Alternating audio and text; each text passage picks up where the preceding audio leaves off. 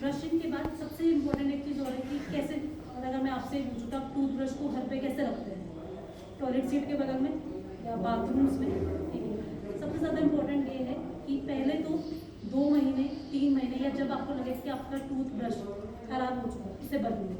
ये नहीं कि 6 महीने से वही टूथब्रश चल रहा है, ठीक है। 2 महीने हम सब हमारे हिसाब से निर्धारित समय 2 महीने में, 2 महीने में आप अपना टूथब्रश चेंज कर लीजिए। दूसरी चीज़, टूथब्रश को कभी भी टॉयलेट सीट के बगल में नहीं रखते हैं, कम से कम 6 किलोमीटर या 6 मीटर या दूर ही रखिए, ठीक है। हफ्ते में एक बार टूथब्रश को सनलाइट में रखिए, ठीक है। और एक विनेगर आता है, अगर आप उसको विनेगर में साफ कर लें हफ्ते में तो भी उससे आपका टूथब्रश मेंटेन रहता है, क्योंकि सबसे पहली चीज़ इंसान टूथब्रश कर रहा है और उस टूथब्रश में दुनिया भर के बैक्टीरिया है, तो वो साफ करने की जगह दूसरा साइड इफेक्ट है। दूसरी चीज़ ये है कि मैं ये एडवाइस करूँगी कि माउथ वॉश ज़रूर यूज़ करें। आप एक दिन में मल्टीपल टाइम्स खाना खाते हैं, ज़रूरी नहीं कि आप हर बार टूथब्रश ही करेंगे। आप माउथ वॉश लीजिए, एक सर्टिफाइड ml दिया जाता है, आप उसको रिंस करिए और फिर छोड़ दीजिए, उसके बाद कुल्ला नहीं करिए, उस माउथ वॉश को मुँह में नहीं लीजिए, तो वो अपना निर्धारित समय का काम करेगा। तीसरी चीज़ है, आजकल मैंने जो नोटिस करा है कि अक्सर लोग बोलते हैं कि हमारा खाना जम जाता है, हमारे खाने का रेशा फंस जाता है। वो क्यों होता है? क्योंकि कभी कभी दांतों और मुंह में रैपिंग आती है, ठीक है। सबसे ज़्यादा इम्पोर्टेंट चीज़ इसमें क्या है, फ्लॉसिंग।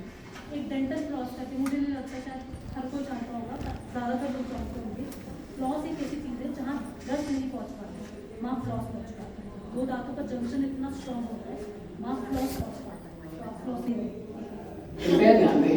छोटे बच्चे हैं या ये बड़ों के लिए भी है कि पहले तो हम यही एडवाइस करते हैं कि शुगर कैंडीज और शुगरी आइटम्स, चॉकलेट्स या टॉफीज़ कम खाएं, ठीक है। और अगर आप खा ही रहे हैं तो स्पेशली एक एडवाइस मैं बच्चों के लिए करना चाहूँगी, क्योंकि जो छोटे बच्चे हैं उनके 90% केसेस में अर्ली चाइल्डहुड केरीज देखने को मिलती है।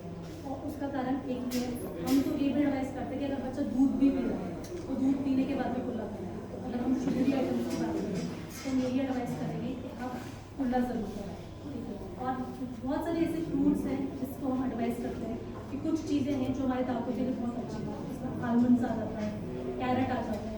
एक न्यूट्रिएंट रिच डाइट लेना बहुत ज़रूरी है। हम अपनी ओरल हेल्थ को बहुत हल्के में ले लेते हैं, हम ये सोचते हैं कि दादी तो है, हम अल्टीमेट सोल्यूशन नहीं कहते, पर आपका ये जानना